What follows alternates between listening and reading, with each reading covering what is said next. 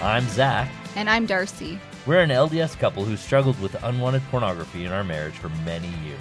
What was once our greatest struggle and something we thought would destroy us has become our greatest blessing and triumph. Our hope is that as you listen to our podcast each week, you'll be filled with hope and healing and realize that you too can thrive beyond pornography and create the marriage you have always desired. Welcome to Thrive Beyond Pornography. We're so glad you're here and we believe in you.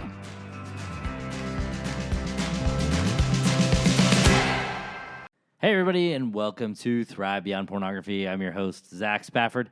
Darcy and we're not here.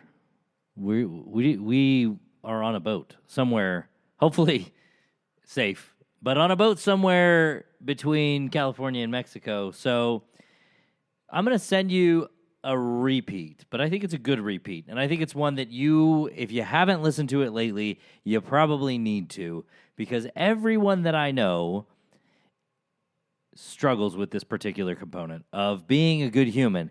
And this issue is what I call being an emotional debtor. And I'm going to just play this. This episode is, it's 2.5 years old, but it's definitely one that you need to be thinking about when you think about the way that you're choosing to live your life. When it comes to dealing with the pornography struggle, if you are an emotional debtor, you are often choosing ways to feel good in spite of what you think is right, or in spite of living up to your values. So without any further commentary from me, I want you to share this episode with you guys. I know you'll enjoy it. Talk to you next week. So I want to talk about emotional debt. One of these things that I've been working on this with my clients. I've been teaching it to them. I think it's one of the most powerful ways to look at the process that we are going through when we view pornography and avoid our feelings. And we've talked about this on the podcast before. We bought a house. We moved back to St. George. We're so grateful to be here. And it was really super exciting for us to buy a house here in St. George because for 18 months we lived in Milwaukee and we really missed all our friends and the life that we had here. And we just love it here. It is getting hot though. So I might be like, let's go back to Milwaukee for a couple days. So when we bought the house, we were really excited. And then we sat down so in a previous life, I was securities licensed, which means that I understand some financial stuff. Not as much as you might think I would understand, but I used to be 6 and 63 licensed, so I could trade stocks and that sort of thing. And as I sat down and looked at the amortization table, which is the thing that tells you how much you end up actually paying for the thing that you just purchased, I actually cringe a little. And you get one of these when you buy a house or a car or anything with kind of a number of years in a loan. And in the end, we'll end up paying probably about 2 times the amount that we purchased the house for. When we talk about buffering, we often just call it a behavior that creates a net negative in your life. And while buying a house is probably not exactly a net negative in your life, in fact, hopefully it's a net positive. There's the loans and money that we use to buy houses. They offer a really great analog for what we do when we buffer, or really how we manage our emotions. Let's talk about how we are both borrower and lender for our own emotions and how we can better manage that process by using some very simple math. I like to talk about emotions as the math of our lives for a couple of reasons. One is I'm usually speaking with men, and when Darcy talks to the women, she uses different analogies. But when I'm talking to men, we like to think our life's journey is a series of solvable puzzles and problems. Unfortunately, the men and women that I work with often think that the emotional struggle that is often part of leaving pornography behind is a foreign land of mush and gush, right? We think, it's Stuart Smalley and we gotta be super feely and touchy-feely. That's not really what it is. And I just want you to be aware that when we get into the emotions of our lives, we really can look at them in terms of an equation of pluses and minuses. If that's helpful to you, you don't have to look at it that way if it's not helpful to you. But to me, it's been very helpful. To my clients, it's been very helpful. Second, it really gives us some powerful perspective on what's happening and what it costs to choose certain ways of dealing with our lives. So here's what the emotional loan process looks like. Here's how we become an emotional borrower. Let's start with that, right? So let's start with a really simple example. When we feel really stressed and we choose to turn to pornography, we feel arousal. So now we have this one-to-one view of emotions. We have stress on the negative side and we have arousal on the positive side. Now, if this were where the emotional exchange ended, then we'd be totally fine. That would be the end of it. That would be us living life in 50-50 or opposition in all things, as I like to say when we talk about it from a gospel perspective. The problem is that this is usually not where it ends, especially when it comes to doing things that don't fit within our moral compass. Now, first, feeling arousal doesn't actually deal with the reason why we might be stressed. So if I'm stressed because of work, then turning to pornography is not going to get my work done any faster. Or if I'm a student, it's the same thing, right? Second, that stressed feeling is now going to be compounded by additional negative feelings that I'm going to have to deal with as well. Just like interest, when we borrow a positive feeling from ourselves, from our kind of like our future self, like arousal, something that doesn't really fit into our moral compass, and we're borrowing against the reality that we actually want, that doesn't really create an emotional benefit in our lives. We actually create an emotional loan that will have to be paid back with what I like to call interest. So now we have stress, and then the interest is guilt and shame and frustration, and maybe even a little more stress that wasn't there before because we spent time doing something that didn't help us get work done, and we're actually even more behind now. So we've now just created a 4 or a 5-to-1 exchange. So we've got one positive feeling or one feeling that can be construed as positive, right? The arousal that comes from looking at pornography. But we also then have those 5 negative feelings, the guilt, the shame, the frustration, the stress upon stress, and the original stressor, right? Think about it, right? Imagine if somebody walked up to you on the street and they were like, hey, I got a really nice new crisp dollar bill and I'll give it to you if you'll give me a crinkled up old fiver, right? You'd be like, no, I'm going to keep my $5 bill. Thanks. I don't care what it looks like. But that is really exactly what we're agreeing to when we take the emotional loan of arousal or overeating or excessively checking our phone or playing video games to excess, that sort of thing. We are taking an emotional loan from ourselves, shortchanging ourselves, and paying it back at a 5-to-1 ratio, sometimes more, in order to feel good right now in this very moment. And that's what it's like when we bought our house, right? We bought a house, we feel great about it, and then we go look at the amortization table and we're going to have to pay that back over time. And when we feel a negative emotion, oftentimes we look to mitigate it by using a good feeling emotion like arousal, which is what we feel when we look at pornography. So in that moment, we've done what I like to call and taking that emotional loan, meaning we have borrowed a positive emotion from ourselves, which we will need to pay interest on in the future. The interest that we usually end up paying is a compounding of the negativity and the negative emotions that we feel. So just like buying a house, we take out a loan, we feel good, we feel excited, we even feel nice and comfortable because now we have a house. When we take an emotional loan out, when we use a buffer to enhance our emotional state in the short term, we have to pay back the interest. So then once that emotional high fades, we have compounded our negative emotional state by layering in that additional negativity and the negative emotions like frustration, guilt, shame, and discomfort. So let's talk about, so that's one side of it, right? This is when I take out a loan, I have to pay it back. So when I choose to buffer or feel arousal or overeat or play video games rather than do the things that I've said that I would do, the things that I've committed to doing for my own personal well-being, I'm taking out a loan and then I have to pay back that loan with interest. When it comes to the other side of it, how do we actually become an emotional lender? So let's take a look at that. Why do banks and lenders give people loans? I have people sometimes say, because I'm a good credit risk. Nope. They do not give you a loan because you're a good credit risk. That may be a factor in how much of a loan they give you, and it may be a factor in how much the interest is on what they give you. However, that's not why they give you a loan. It isn't either because you're a nice person or any of that, right? They do it because they want the interest. They want to get more out of the transaction than just their money back. That interest is what creates the wealth of a bank. And here we're trying to create wealth of emotions. And by the way, this is a risk, right? This can be scary. Our lender gave us a big, huge amount of money up front so we could buy our house, and they took a risk on us. We are going to have to be willing to take a risk on ourselves and believe in our ability to earn dividends and interest over time rather than needing to take the positive emotions up front. When that feeling of stress comes along, we got to be willing to take the risk of feeling it and not running from it. We got to be willing to not fight. And we also have to be willing to not act like we have to avoid it. We actually process it. When we just go through the process of feeling our feelings, feeling those emotions, and then doing what we need to do anyway, we begin the process of giving our future self a loan.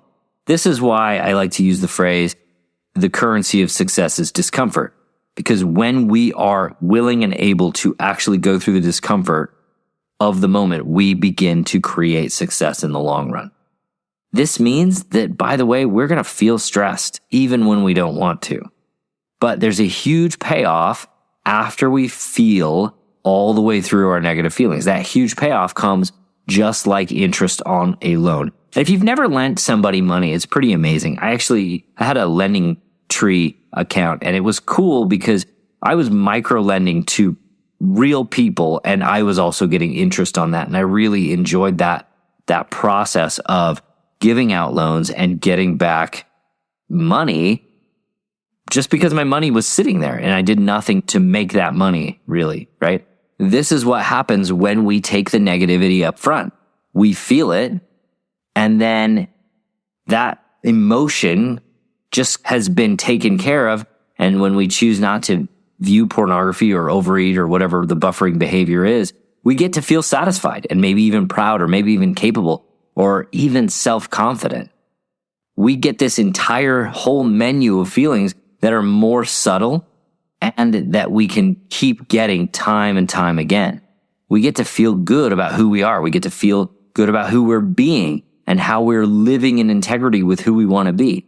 And I don't think this is a one-time thing. If I just don't look at pornography one day and I just feel all of my stress, I get to feel that same confidence and that same love for myself every time I think about that incident.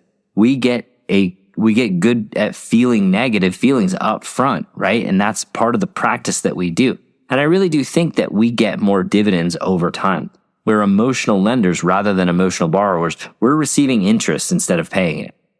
And here's the cool thing, right? We are the only person that we can borrow from or lend to.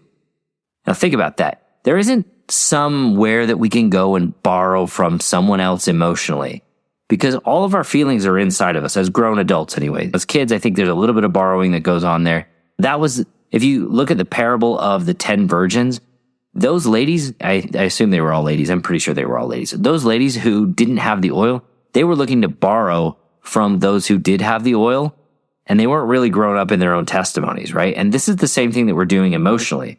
We have to stop asking for other people to help us feel good and recognize that we're the only ones that can have an emotional strength, be emotional borrowers and lenders in our own minds and in our own bodies, right? So we have to decide how we want to spend our lives. We have to decide whether or not we want to spend our lives in perpetual emotional deficit, or do we want to have an emotional surplus that's going to keep paying us dividends? I did a hard thing. Like, if you ever think about the hard things that you've done in your life, for me, one of the things that I look back on as a hard thing that I did, I enjoyed it immensely, but I also recognized that it wasn't exactly easy to do, is be a missionary. And I look back at that time and I have been given emotional dividends for choosing to do that hard thing time and time again, year after year. The people that I met, the relationships that I gained, just the love and the joy that I have in the Italian people. I look at my mission president who came and visited us the other day and who is off hopefully soon to go back to the Rome Temple and be the Rome Temple president. They've been here in America quarantining and not being able to be there. But I look at that relationship that I have with him, and that is one of the main dividends, or one of the most beautiful dividends that I can point to. But I also, the companions that I had, the relationships that I had with other elders in that time of my life, I look at those times and it wasn't easy, but I got so many dividends out of it.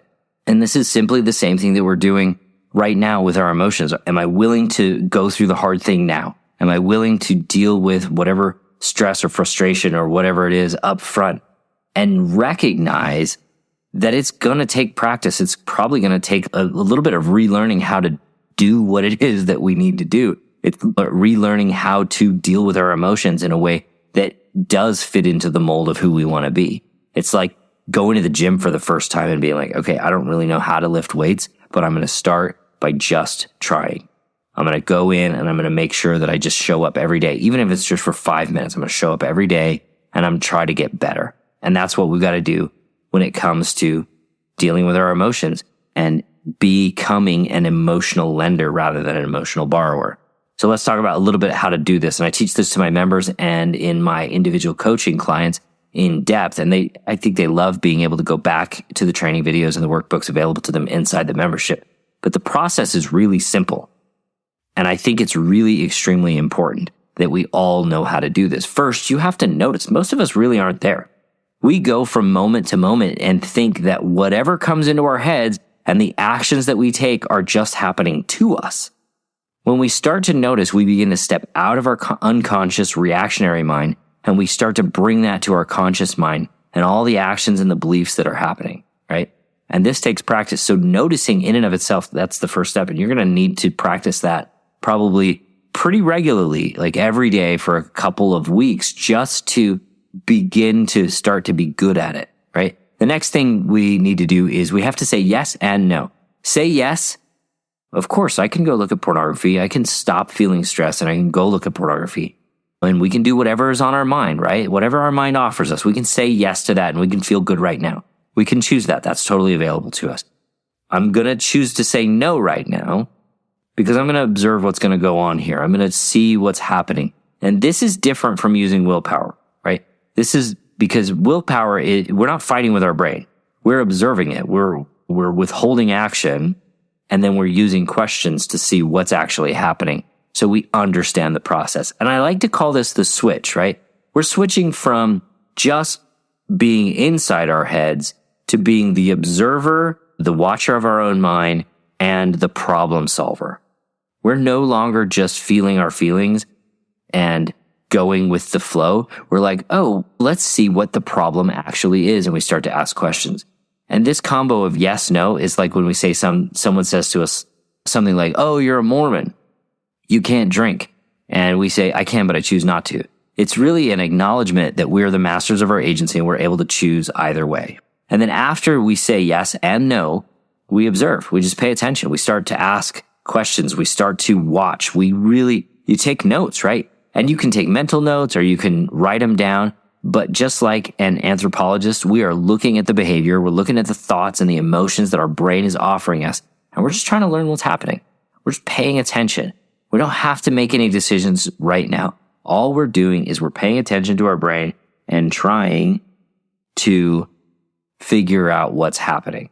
And last, but I think extremely essential to this process is we breathe. Deep breaths, just like the ones that you've always been taught. Just take if your parents were like, if you were a kid with a little bit of a temper or you were trying to figure things out, your parents were like, just take a deep breath, right? Just take those deep breaths that help us fuel the body and the mind while we become the watcher of our brains. This process that we all need to learn is, I think, essential to being an emotional lender rather than an emotional borrower. And this process is one that I think if you can put it into practice is going to pay extraordinary dividends. So if you have questions about that, come see us at the webinar. I'd love to chat with you. I'd love to get to know your names and your faces and just help you start this process. If that's all you do is come to that free call, please do. Like I said, it's next week. Sign up at zachspafford.com/free call. I'll put a link in the description. You guys are awesome. Come participate, take the next step forward, be committed to a change in your life in a way that you've never been committed before. All right, you guys, have a great week. I'll talk to you soon.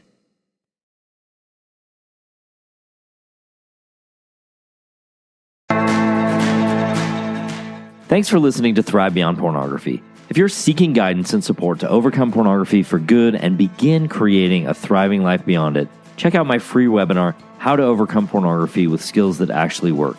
You'll learn practical, proven skills guided by an expert coach who has personally overcome pornography. Whether you're getting started for just yourself or along with your spouse, Darcy and I can teach you the tools that will help you put your life on the right path for you. Be sure to check out the show notes for a direct link, and if you could take a moment to leave a review wherever you listen to podcasts, it would mean the world to us. Your reviews play a significant role in helping others discover the show so they can join us on this transformative journey. Thank you for being part of the Thrive Beyond Pornography community. Until our next episode, stay strong, stay focused, and keep thriving.